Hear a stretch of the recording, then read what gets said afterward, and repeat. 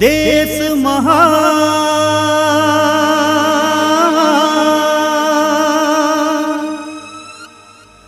ये हिंदुस्तान तोला है प्रणाम यहाँ तिरंगा लहराए चंदन वंदन यहाँ के माटी तोरे महिमाला आज दुनिया गाए।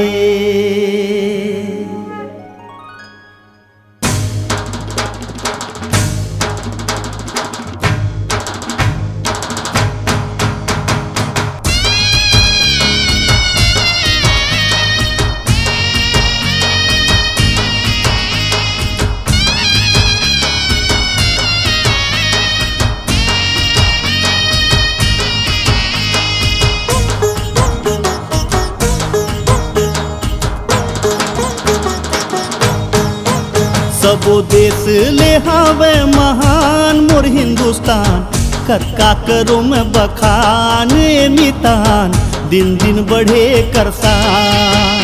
सबो देश ले हावे महान मोर हिंदुस्तान कक्का करो में बखान मितान दिन दिन बढ़े करसान।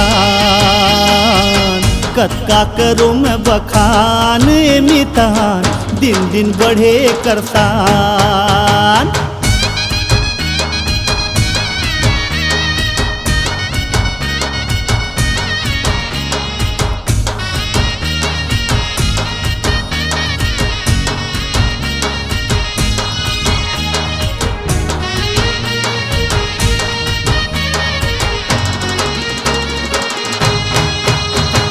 हिंदू मुसलमान सिख ईसाई यहाँ के रहोइया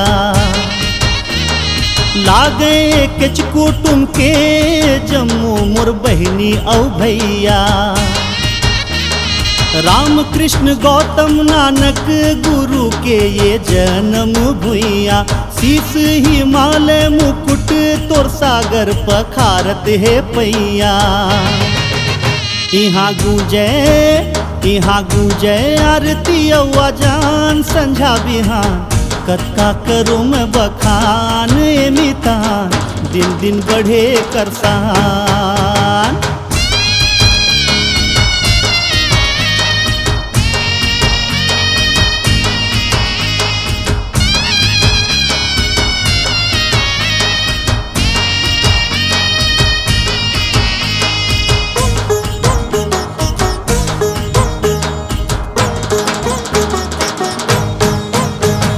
धरती माँ भरे है भंडार होवे खेती और किसानी रंग रंग के परब और तिहार रंग रंग के बोली और बानी।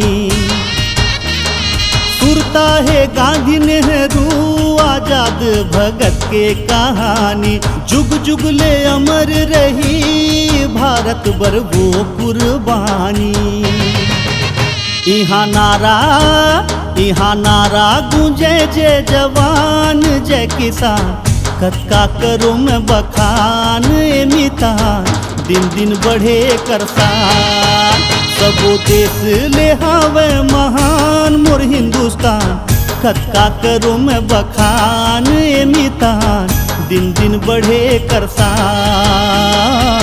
कक्का करो में बखान मितान दिन दिन बढ़े करसान। कक्का करो में बखान देश महान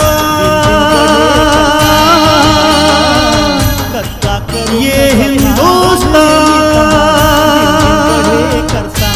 देश महान ये हिंदुस्तान।